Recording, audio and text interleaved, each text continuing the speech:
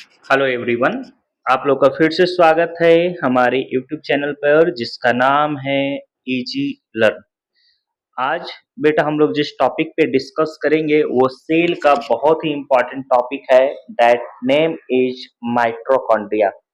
देखो, सबसे पहले समझ लो ये माइटोकॉन्ड्रिया होता है क्या। यूकैरियोटिक सेल के अंदर देखेंगे तो इस तरह से छोटे छोटे इन्वेलप लाइक स्ट्रक्चर दिखेगा। इस स्ट्रक्चर को मैं बाहर निकाल रहा हूँ। इस तरह से स्ट्रक्चर दिखेगा। इस स्ट्रक्चर को ही हम लोग बोलते हैं माइटोकॉन्ड्रिया। माइटोकॉन्ड्रिया बेहद ही इंपॉर्टेंट टॉपिक है। रीजन क्या है कि ये माइटोकॉन्ड्रिया एटीपी बनाने का काम करता है। एटीपी, एटीपी का बेटा पूरा नाम है एडेनोसिन ट्राइफॉस्फेट। इसका पूरा नाम है एडेनोसिन ट्राइफॉस्फेट और ये सेल को एनर्जी देने का काम करता है। It's a very important topic for sale के लिए और ये बहुत ही इंपॉर्टेंट टॉपिक होगा वैसे बच्चों के लिए भी जो नीट का प्रिपरेशन कर रहा है या फिर वो बच्चे 9th या 10th क्लास में हो या बोर्ड का भी तैयारी कर रहा है जो बच्चे यानी वो 11th या 12th क्लास में भी है तो उसके लिए भी बहुत इंपॉर्टेंट है। शुरू करते हैं माइटोकॉन्ड्रिया का। जब यहाँ पे एक मैं डायग्राम लिया हूँ माइटोकॉन्ड्रिया का। इस डायग्राम को बेटा थोड़ा सा गौर से देखो। थोड़ा सा और छोटा कर लेता हूँ। इस डायग्राम को गौर से देखो। देखो माइटोकॉन्ड्रिया है, ये दो लेयर का बना हुआ स्ट्रक्चर है। सबसे बाहर ये देखो रेड कलर से मैं कर रहा हूँ। सबसे बाहर जो ये स्ट्रक्चर है दैट इज आउटर लेयर और इसके बाद ये ब्लैक कलर से मैं दिखा रहा हूँ एक अंदर का स्ट्रक्चर है, लेयर है sorry, that is inner layer. अंदर वाला लेयर ये फोल्डेड होता है। जहां तहां से ये फोल्डेड है। देखो मैं मार्क कर रहा हूँ, ये फोल्डेड है। अंदर वाला लेयर होगा ये फोल्डेड होगा। तो फोल्डेड पार्ट को हम लोग क्रिस्टी बोलते हैं। ये फोल्डेड पार्ट को हम लोग क्रिस्टी बोलेंगे। तो याद रख लेना कि इसका सिर्फ अंदर का ही लेयर फोल्डेड होगा, बाहर का लेयर नहीं। तो दो लेयर का बना हुआ दिख गया, एक सबसे बाहर का लेयर ये और एक अंदर का लेयर ये।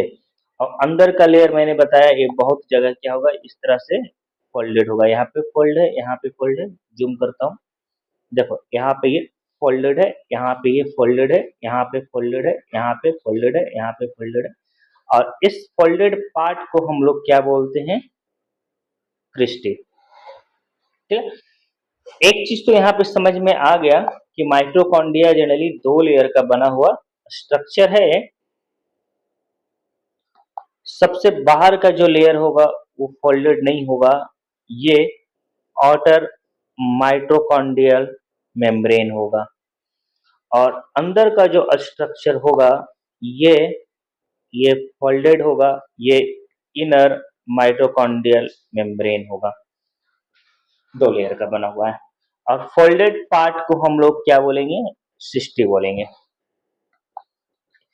तो आउटर माइटोकॉन्ड्रियल लेयर हो गया दैट इज और इनर माइटोकॉन्ड्रियल मेम्ब्रेन।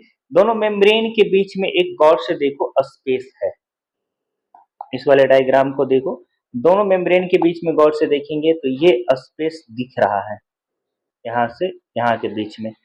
इस स्पेस को हम लोग इस स्पेस को इनर मेम्ब्रेन स्पेस बोलते हैं। क्लियर। दो लेयर, दोनों लेयर के बीच के स्पेस को इनर मेम्ब्रेन स्पेस बोलेंगे। इस इनर फोल्डेड मेम्ब्रेन में देखेंगे जो अंदर का फोल्डेड स्ट्रक्चर है मेम्ब्रेन का, इस वाले पार्ट को इनर फोल्डेड मेम्ब्रेन में देखेंगे। अंदर का जो ये पार्ट है इसमें बहुत सारे फ्लूइड भरे होते हैं, बहुत सारा फ्लूइड होता है और इस फ्लूइड को हम लोग बोलते हैं बेटा मैट्रिक्स। इस फ्लूइड को बोलते हैं मैट्रिक्स।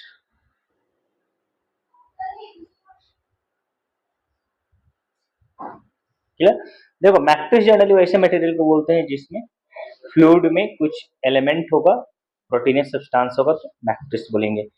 और इसी मैट्रिक्स में हमें देखने को मिलेगा ढेर सारा राइबोसोम्स, कुछ डीएनए।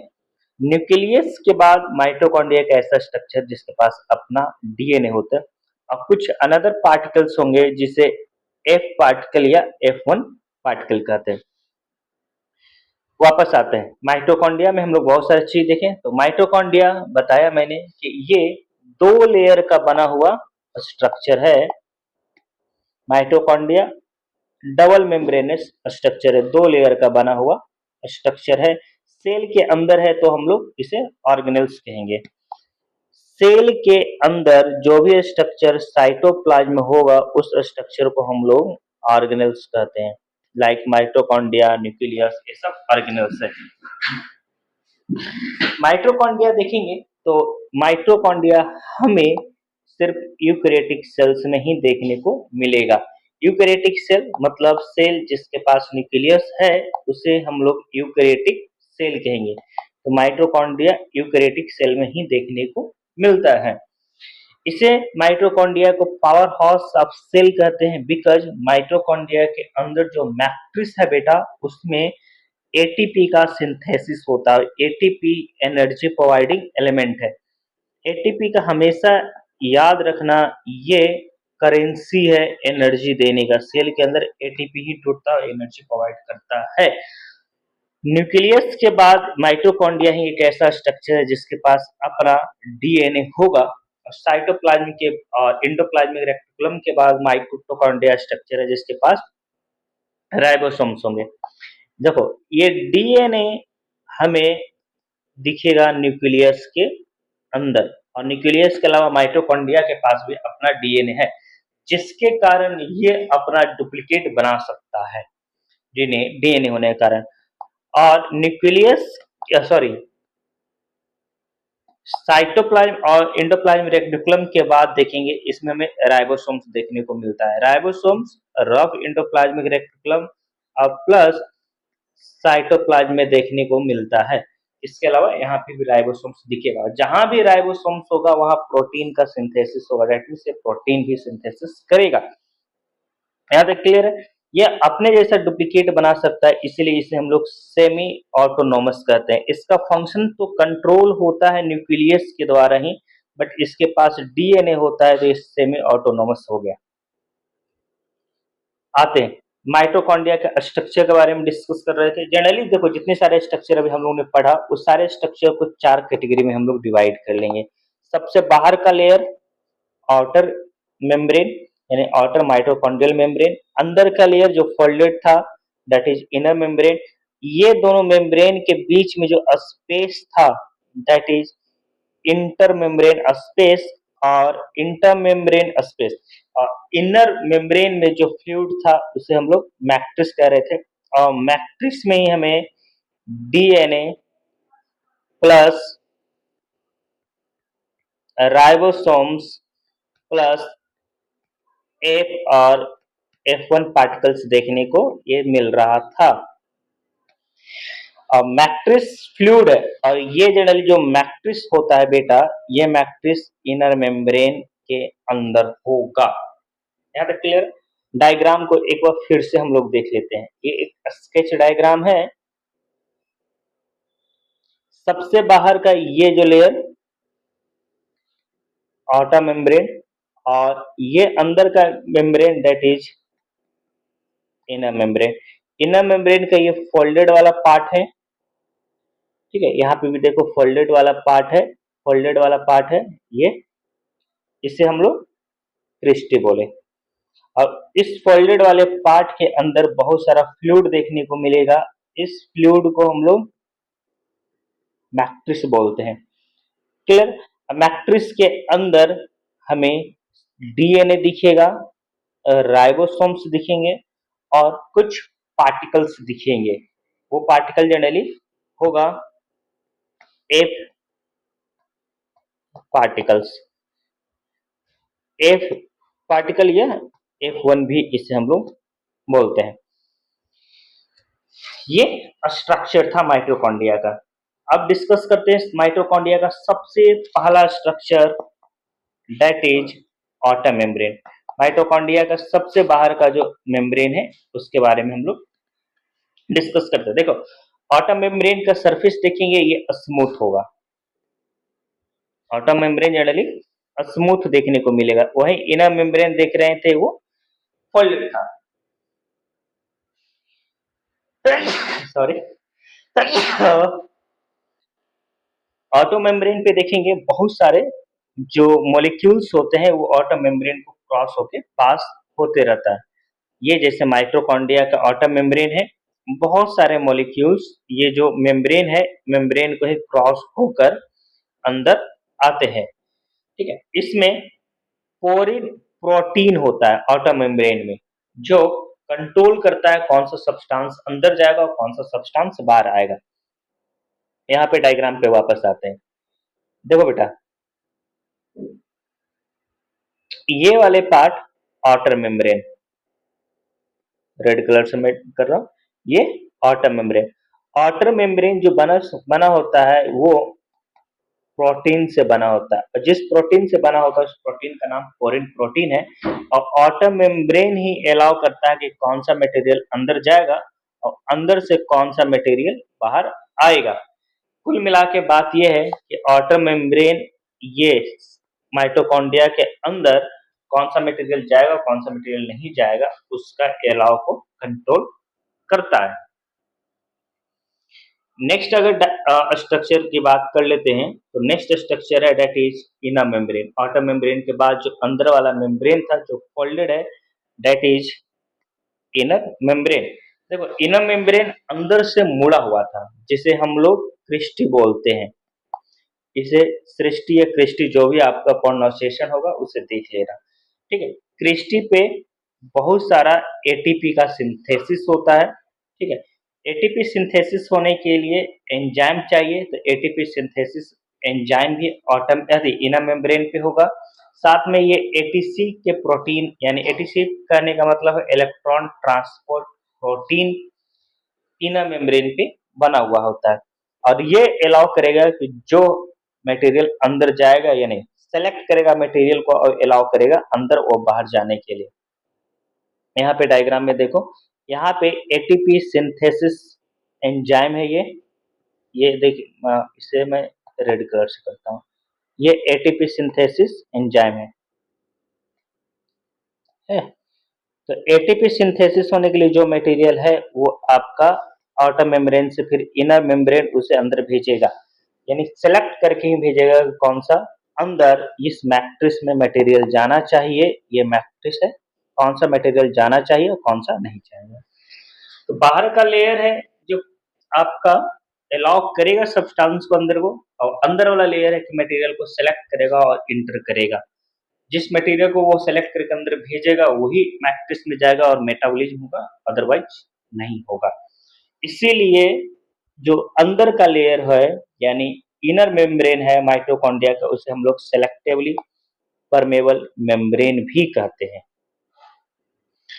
अब पॉइंट नंबर 3 की बात कर लेते हैं, दैट इज इंटरस्पेस। इंटरस्पेस ये देखो,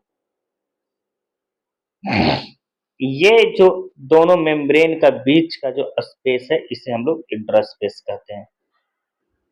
तो point number 3, interspace. Interspace outer और इनर मेम्ब्रेन के बीच का जगह होता है। माइटोकॉन्ड्रिया के अंदर की जगह की नहीं, आउटर और इनर मेम्ब्रेन के बीच की जगह है, याद रखना। ठीक है, तो ये क्या है कि आउटर और इनर मेम्ब्रेन के बीच का जो जगह होगा उसे हम लोग इंटर मेम्ब्रेन स्पेस कहेंगे। देखो, कहीं कहीं पे लोग कंफ्यूज हो जाता है कि इंटर मेम्ब्रेन माइटोकॉन्ड्रिया के अंदर वाले जो खाली जगह है जिसमें मैट्रिक्स होता है उसे बोलते हैं। नहीं बच्चा, ये मैट्रिक्स वाली जगह में नहीं, ये वाले नहीं, ये वाला, ये जो एरिया है जहां दो मेम्ब्रेन के बीच का जो एरिया है इस एरिया को बोलते हैं। अब आते हैं, देखो इंटर मेम्ब्रेन में क्या होता है, यहाँ पे हाइड्रोजन आयंस जमा होता है और एनर्जी प्रोडक्शन में ये मदद करता है। ठीक है, एटीपी के लिए हाइड्रोजन चाहिए और ये मदद करेगा एटीपी प्रोडक्शन में, और इसका कोई काम नहीं देखने को मिलेगा हमें। नेक्स्ट आते हैं, नेक्स्ट है मैट्रिक्स, जो माइटोकॉन्ड्रिया हम लोग देख रहे थे, ये माइटोकॉन्ड्रिया और इसका इनर मेम्ब्रेन जो इस तरह से फोल्डेड था, इसके अंदर जो फ्लूइड है, ठीक है, माइटोकॉन्ड्रिया के जो अंदर फ्लूइड है, इस फ्लूइड को हम लोग मैट्रिक्स बोल रहे थे। ये मैट्रिक्स है। तो माइटोकॉन्ड्रिया का जो अंदर वाला पार्ट है जिसमें ये फ्लूइड प्रेजेंट होगा उसे मैट्रिक्स कहेंगे। और ये फ्लूइड जेली होता है, जैसे साइटोप्लाज्म की तरह होता है वैसे ही जेली होता है। इसमें डीएनए होगा, याद रख लेना, डीएनए सर्कुलर फॉर्म में होगा, सेल की तरह नहीं कि ये इस तरह से डीएनए दिखेगा। डीएनए इसमें क्या होगा, सर्कुलर फॉर्म में ऐसे होगा, ये ये इस तरह से डीएनए देखने को मिलेगा। क्लियर? इसमें राइबोसोम्स होगा, राइबोसोम्स 70s राइबोसोम्स होते हैं।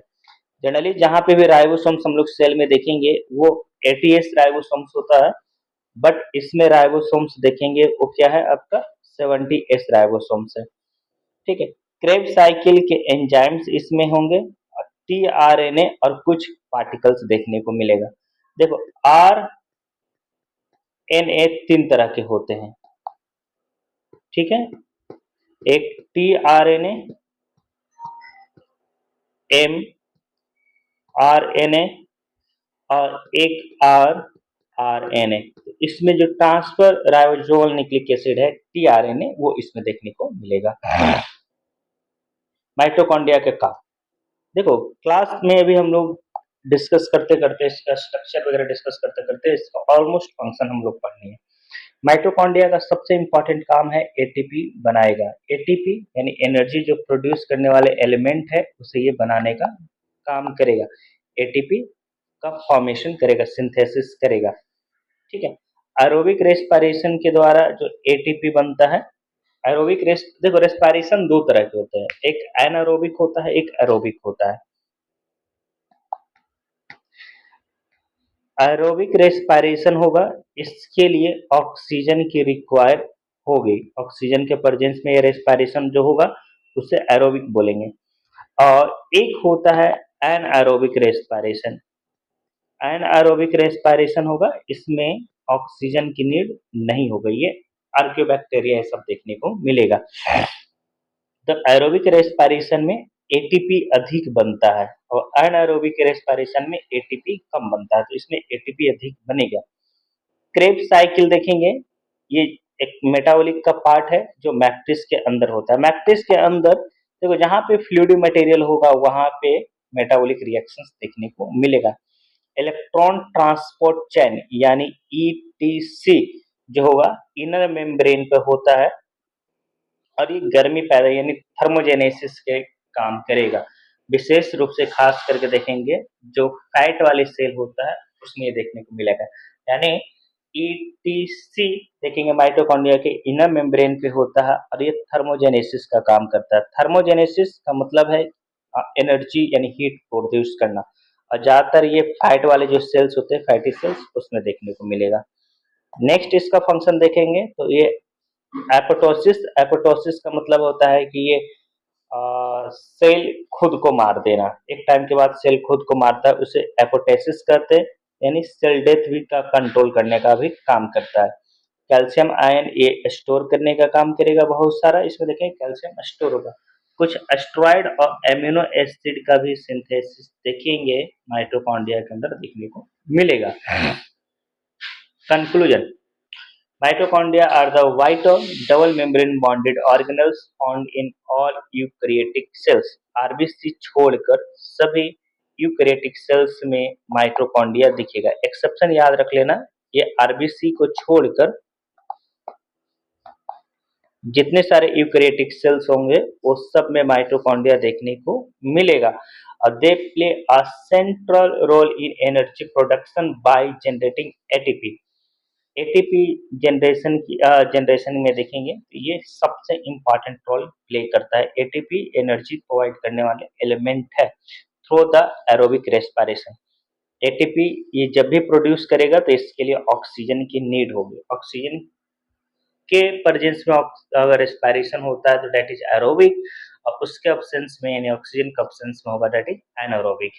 The their unique features such as own DNA, nucleus के पास इसका अपना डीएनए होगा, इसके पास राइबोसोम्स भी होता, जिसके कारण इसमें एबिलिटी होता है ये खुद को रिप्लिकेट कर सकता है और एक नया माइटोकॉन्ड्रिया भी बना सकता है। ठीक है, एटीपी सिंथेसिस इसके अंदर देखने को मिलेगा। एनटीपी सिंथेसिस देखेंगे माइटोकॉन्ड्रिया में होगा, वो क्रेब्स साइकिल के अंदर होगा। क्रेब्स साइकिल मैट्रिक्स में देखने को मिलेगा।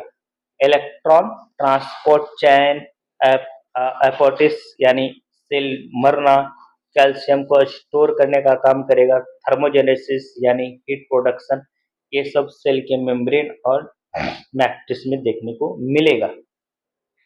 तो mitochondria are the power house, यानी ये पावर हाउस सेल का है, रीजन है कि एटीपी बना रहा है। एंड मेटाबॉलिक हब, इसके अंदर बहुत सारे केमिकल रिएक्शन होते हैं मैट्रिक्स के अंदर। तो ये बहुत ही इंपॉर्टेंट टॉपिक हो जाता है नीट एस्पिरेंट के लिए, जो स्ट्रक्चर और फंक्शन दोनों इजीली समझ सकता है। तो जो नीट वाले बच्चे हैं उसके लिए ये बहुत इंपॉर्टेंट था। साथ में याद रखना, जो बच्चे 9th 10th में पढ़ रहे हैं या फिर 11th या 12th के बच्चे हैं उसके लिए भी बहुत इंपॉर्टेंट है। होप ये वीडियो आपको समझ में आ रहा होगा। समझ में आ रहा होगा तो इसी तरह से बने रहो हमारे यूट्यूब चैनल पर, जिसका नाम है इजी लर्न। इजी लर्न एक बहुत ही इंपॉर्टेंट टॉपिक है बच्चा, एक यूट्यूब चैनल है जहाँ पे आप स्टडी कर सकते हो बायोलॉजी सब्जेक्ट से रिलेटेड। यहाँ पे जिस चीज़ को मैं डील करता हूँ वो जनरली बायो होता है, और बायो में वैसे टॉपिक को कवर करता हूँ मैं जनरली जो नीट के लिए सबसे पहले इम्पॉर्टेंट होगा, और साथ में बोर्ड के लिए जो बच्चे 9th या 10th क्लास में हो या 11th या 12th क्लास में स्टडी कर रहे हो। होप आपको ये वीडियो काफ़ी पसंद आ रहा होगा।